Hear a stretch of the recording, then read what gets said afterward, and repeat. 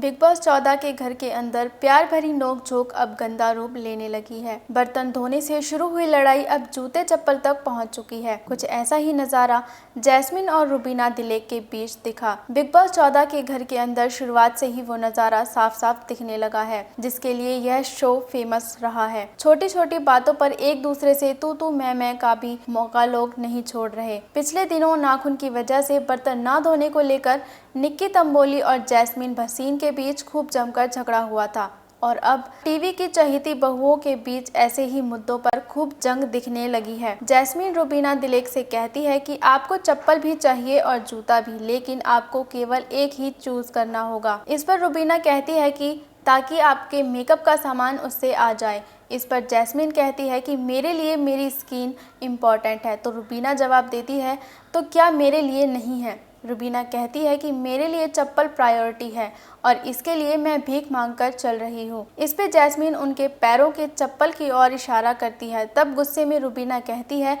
कि लोगों को पता होना चाहिए कि वे कहाँ अपनी सीमा पार कर रहे हैं। पिछले एपिसोड में सिद्धार्थ शुक्ला को टास्क दिया कि रुबीना दिलेक को अगर घर के अंदर एंट्री चाहिए तो एक हफ्ते तक पहने हुए एक जोड़ी कपड़ों में ही रहना होगा।